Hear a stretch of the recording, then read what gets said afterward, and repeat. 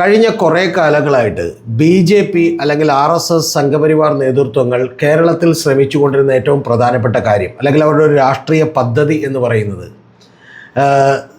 Syro Malabar സഭയുമായിട്ട് വലിയ തോതിലുള്ള ബന്ധങ്ങൾ ഉണ്ടാക്കാൻ അവർ ശ്രദ്ധിച്ചു. അതായത് ബിഷപ്പ് ഹൗസിലേക്ക് ക്രിസ്മസ് ആകുമ്പോൾ കേക്കുമായി ചെല്ലുകയും അവരുമായി പലതരത്തിലുള്ള സൗഹൃദങ്ങൾ ഉണ്ടാക്കുകയും ഒക്കെ ചെയ്യാൻ ശ്രമിച്ചിരുന്നു. ബിഷപ്പുമാരുടെയും സിറോ മലബാർ സഭയുടെയൊക്കെ ഒരു പ്രത്യേകത അനുസരിച്ചിട്ട് അവരൊരിക്കലും അധികാര കേന്ദ്രങ്ങളായിട്ട് ഇടഞ്ഞു നിൽക്കാറില്ല. പലപ്പോഴും ബ്രിട്ടീഷ് ഗവൺമെൻറ് കാലത്ത് മുതൽ തന്നെ ഇത്തരത്തിലുള്ള ക്രിസ്ത്യൻ സഭകളൊക്കെ തന്നെ അധികാര കേന്ദ്രങ്ങളുമായി എപ്പോഴും സമരസപ്പെട്ട് നിൽക്കുന്ന പ്രവൃത്തികളാണ് അവർ ചെയ്തുകൊണ്ടിരുന്നത്. അതോടൊപ്പം തന്നെ അവർ ഒരുപാട് ജീവകാരുണ്യ പ്രവർത്തനങ്ങളും വിദ്യാഭ്യാസ കാര്യങ്ങളിലും ഒക്കെ തന്നെ ഇടപെട്ടിരുന്നു. അപ്പോൾ അത്തരത്തിലുള്ളൊരു വലിയ തോതിലുള്ള ഒരു സമരസപ്പെടൽ ഇവിടെ ബി.ജെ.പിയുമായിട്ട് സിറോ മലബാർ സഭയ്ക്ക് ഉണ്ടാകുന്നു എന്നാണ് നമ്മൾ വിചാരിച്ചിരുന്നത്. യഥാർത്ഥത്തിൽ ഇത് ബി.ജെ.പിയുടെ ഒരു രാഷ്ട്രീയ പദ്ധതി കൂടിയാണ്. കാരണം കേരളത്തിലെ ഒരു പ്രത്യേക സാഹചര്യം വെച്ച് 27% വരുന്ന മുസ്ലിം കമ്മ്യൂണിറ്റി എന്തായാലും അവർക്ക് വോട്ട് ചെയ്യില്ലെന്നറിയാം. അപ്പോൾ ബാക്കിയുള്ള കമ്മ്യൂണിറ്റികളിൽ ഹിന്ദുക്കളിൽ തന്നെ ഒരു വോട്ട് കിട്ടുന്നതിന് ഒരു പരിധിയുണ്ട് എന്ന് നമുക്കറിയാം. അപ്പോൾ അതുകൊണ്ട് തന്നെ ഒരു ജയിക്കണമെന്നുണ്ടെങ്കിൽ ഈ പറയുന്ന 10, 16, 17% വരുന്ന ഒരു ക്രിസ്ത്യൻ സഭകളുടെയും ക്രിസ്ത്യൻ സമുദായത്തിൻ്റെയും ഒക്കെ തന്നെ പിന്തുണ അവർക്ക് ആവശ്യമാണ്. അപ്പോൾ അതുകൊണ്ട് അവർ പലപ്പോഴും ഈ ക്രിസ്ത്യൻ സമുദായത്തിനിടക്ക് തന്നെ ഉണ്ടായിട്ടുള്ള ചില വിള്ളലുകൾ, ഇപ്പോൾ കെ.എം. മാണി മരിച്ചതിന് ശേഷമുണ്ടായിട്ടുള്ള ഒരു ശൂന്യത, അവർക്കൊരു നേതാവില്ല എന്ന് പറയുന്നൊരു തോന്നൽ, അല്ലെങ്കിൽ അവർക്കുണ്ടായിട്ടുള്ള ഒരു വലിയ ഇൻസെക്യൂരിറ്റി, ഇതിനെല്ലാം തന്നെ മുതലെടുക്കുന്നതിന് കൃത്യമായി ശ്രമിച്ചിരുന്നു.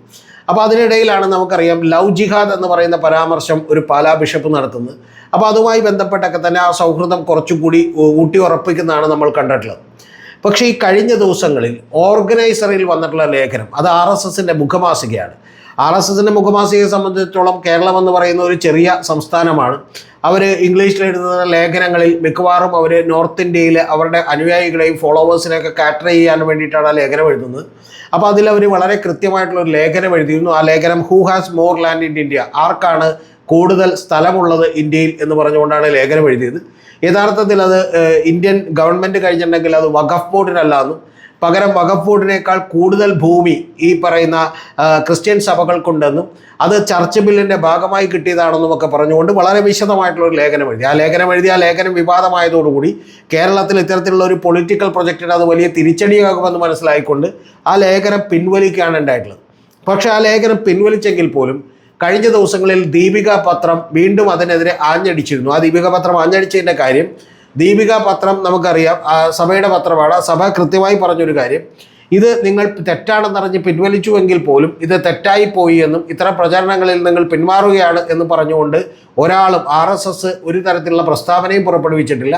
അതുകൊണ്ട് ഇത് അങ്ങേയറ്റം തെറ്റായിപ്പോയി എന്ന് പറയുകയാണ് സഭ ചെയ്തിട്ടുള്ളത്. അതുകൊണ്ട് വളരെ കടുത്ത തോതിലുള്ള വിമർശനമാണ് ഉണ്ടായിട്ടുള്ളത്. യഥാർത്ഥത്തിൽ ഈ പ്രശ്നം നമ്മൾ അഡ്രസ്സ് ചെയ്യുമ്പോൾ കാണുന്നത് ഇത് നേരത്തെ പറഞ്ഞ ലവ് ജിഹാദും അതുപോലെയുള്ള പ്രശ്നങ്ങളുമായി വന്ന് ഏതാണ്ട് വഖഫിലെത്തിയപ്പോഴേക്കും വലിയ തോതിലുള്ള യോജിപ്പാണ് ബി.ജെ.പിയും ഈ സംഘടനകളുമൊക്കെ തമ്മിൽ ഈ സഭകളുമൊക്കെ തമ്മിൽ ഉണ്ടായിരുന്നതെങ്കിൽ ഇപ്പോൾ സഭകൾ അതിൽ നിന്ന് പുറകോട്ട് മാറുന്നു. അതായത് ബി.ജെ.പിയുടെയും ആർ.എസ്.എസിൻ്റെയും ഒക്കെ ഒരു രാഷ്ട്രീയ പദ്ധതിക്ക് വലിയ വിള്ളൽ വീണിരിക്കുന്നു എന്നാണ് നമുക്ക് മനസ്സിലാവുന്നത്. അതിൻ്റെ ഭാഗമായി സഭ കഴിഞ്ഞ ദിവസങ്ങളിൽ തന്നെ പറഞ്ഞുകൊണ്ടിരുന്നത് വഖഫ് എന്ന് പറയുന്നത് ഒരു പ്രശ്നാധിഷ്ഠിത നിലപാട് ഞങ്ങൾ അതിൻ്റെ പുറത്തെടുത്തതാണെന്നും അത് ആർക്കെങ്കിലുമുള്ള വോട്ട് ചെയ്യാനുള്ള ഒരു ആഹ്വാനമോ അവരുടെ ഒപ്പം നിൽക്കാനുള്ള ആഹ്വാനമോ അല്ല എന്ന് ഏറ്റവും ആദ്യം പറഞ്ഞു. അതിനുശേഷം നമുക്കറിയാം ജബൽപൂരിനെ കുറിച്ച് കൃത്യമായി ദീപിക പത്രം ഒരു ലേഖനം എഴുതിയിരുന്നു. ആ ജബൽപൂരിൽ നമുക്കറിയാം വൈദികരും അതുപോലെ കന്യാസ്ത്രീകളുമായിട്ടുള്ള ആളുകളൊക്കെ തന്നെ ആക്രമിക്കപ്പെട്ടു. ആ ആക്രമിക്കപ്പെട്ടപ്പോൾ തന്നെ അതിനെതിരെ ശക്തമായി പ്രതികരിച്ചുകൊണ്ട് ലേഖനം എഴുതുക മാത്രമല്ല ബി.ജെ.പിയുടെ ഏക എം.പി. ആയിട്ടുള്ള സുരേഷ് ഗോപി ഇത്തരം കാര്യങ്ങളിൽ ഉത്തരം മുട്ടിപ്പോയി എന്ന് സഭ കുറ്റപ്പെടുത്തുകയും കൂടാതെ ബി കെയർഫുൾ എന്ന് പറയേണ്ടത് ഇത്തരത്തിലുള്ള ആക്രമണകാരികളോടാണ്, അല്ലാതെ മാധ്യമ പ്രവർത്തകരോടല്ല എന്ന് പറയുന്ന നിശിതമായിട്ടുള്ള വിമർശനം ഉൾക്കൊള്ളുകയും ചെയ്തു. അപ്പം ഞാൻ പറഞ്ഞു വന്നത് വഖഫിന് ശേഷം യഥാർത്ഥത്തിൽ സഭകളിൽ വലിയ മാറ്റമുണ്ടായിരിക്കുന്നു എന്നുള്ളതാണ്. ബി.ജെ.പിയുടെയും ആർ.എസ്.എസിൻ്റെയും ഒക്കെ രാഷ്ട്രീയ പദ്ധതിക്ക് വലിയ തോതിൽ തിരിച്ചടിയേറ്റിരിക്കുന്നു എന്നാണ്.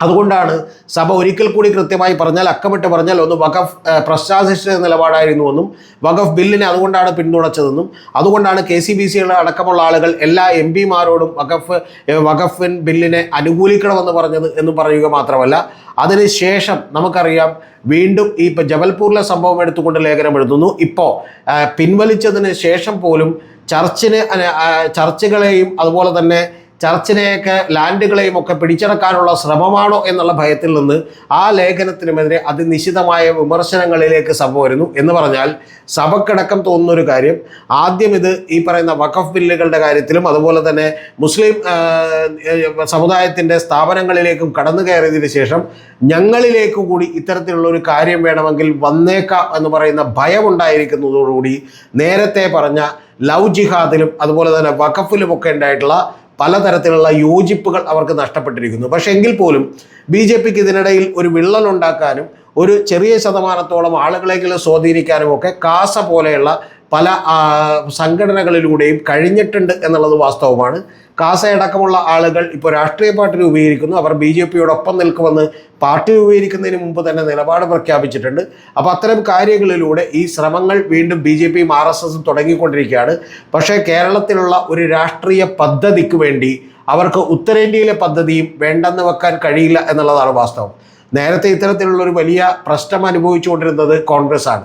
കോൺഗ്രസ് ഉത്തരേന്ത്യയിലേക്ക് നോക്കുമ്പോൾ കമൽനാഥിനെ പോലെയുള്ള കോൺഗ്രസിൻ്റെ വലിയ നേതാക്കൾ, മധ്യപ്രദേശിലെ നേതാക്കൾ അയോധ്യയിലേക്ക് ഇഷ്ടികകൾ കൊടുത്തുവിടുകയും വെള്ളി ഇഷ്ടികകളൊക്കെ കൊടുത്തുവിടുകയും, എന്നാൽ കോൺഗ്രസ് ബാബറി മസ്ജിദ് തകർത്തുകൊണ്ട് അയോധ്യ പണിതതിനെയൊക്കെ തന്നെ തള്ളിക്കളയുകയും ചെയ്യുന്ന ഒരു കാര്യം നമ്മൾ കണ്ടു. എന്ന് പറഞ്ഞാൽ സൗത്തിലേക്ക് വരുമ്പോൾ കോൺഗ്രസിന് ഒരു നിലപാടും നോർത്തിലേക്ക് വരുമ്പോൾ ഒരു നിലപാടും വോട്ടിന് വലിയ തോതിൽ ബാധിക്കുമെന്നറിയാവുന്നതുകൊണ്ട് ഇതിൻ്റെ ഇടയിലൂടെയുള്ള നിലപാടിലൂടെയാണ് കോൺഗ്രസ് പലപ്പോഴും സഞ്ചരിച്ചു കൊണ്ടിരുന്നത്.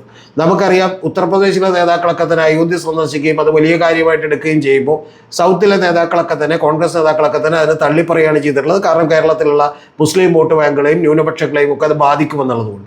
അപ്പോൾ ഇത്തരത്തിലുള്ള ഒരു കോൺഫ്ലിക്റ്റ് യഥാർത്ഥത്തിൽ നേരത്തെ കോൺഗ്രസിനാണ് ഉണ്ടായിരുന്നതെങ്കിൽ ഇപ്പോൾ ഇത്തരത്തിലുള്ള വെള്ളം ചേർക്കലുകൾ സൗത്ത് ഇന്ത്യയിലേക്ക് പടരാൻ ശ്രമിക്കുന്ന, പ്രത്യേകിച്ചും കേരളത്തിലേക്കൊക്കെ പടരാൻ ശ്രമിക്കുന്ന BJPക്കുമൊക്കെ എടുക്കേണ്ടി വരുന്നു. അത്തരത്തിലുള്ള ഡിലമയിലേക്ക്, വലിയ വൈരുദ്ധ്യങ്ങളിലേക്ക് RSSൻ്റെയും BJPയുടെയും രാഷ്ട്രീയ അജണ്ടകൾ കൂടി എത്തിപ്പെട്ടിരിക്കുന്നു. അതുകൊണ്ട് ഇത് എത്രത്തോളം വീണ്ടും മുന്നോട്ട് കൊണ്ടുപോകാൻ കഴിയും എന്നുള്ളത് നമുക്ക് കാത്തിരുന്ന് കാണാം. അല്ലെങ്കിൽ ഇതിനേക്കാൾ ഈ പറയുന്ന പോലെ കുറച്ചുകൂടി സോഫ്റ്റ് ആയിട്ടുള്ള എന്ത് തന്ത്രവുമായിട്ടാണ് RSSും BJPയും ഒക്കെ മുന്നോട്ട് പോവുക എന്നുള്ളത് നമ്മൾ കാത്തിരിക്കുകയാണ്. കാരണം എന്താണെങ്കിലും കേരളം പോലും സംസ്ഥാനത്ത് അവർക്ക് മുന്നേറിയ മതിയാവും, തമിഴ്നാട്ടിൽ മുന്നേറിയ മതിയാവും, കർണാടകത്തിൽ മുന്നേറിയ മതിയാവും. അപ്പോൾ അത്തരത്തിലുള്ള സ്ഥലങ്ങളിലൊക്കെ തന്നെ കർണാടകത്തിൽ കുറേ കൂടി സ്ട്രോങ് ബേസ് ഉണ്ട്. പക്ഷേ ഈ മേഖലകളിൽ കൂടി മുന്നേറാനുള്ളവരുടെ പരിശ്രമത്തിന് ഏതാണ്ട് താൽക്കാലികമായി ഇപ്പോൾ ഒരു തിരിച്ചടിയാണ് സഭകളുടെ നിലപാട്. അതാണ് ഏറ്റവും പ്രധാനപ്പെട്ട ഒരു രാഷ്ട്രീയ ചലനം കേരളത്തിലുണ്ടായിട്ടുള്ളത്.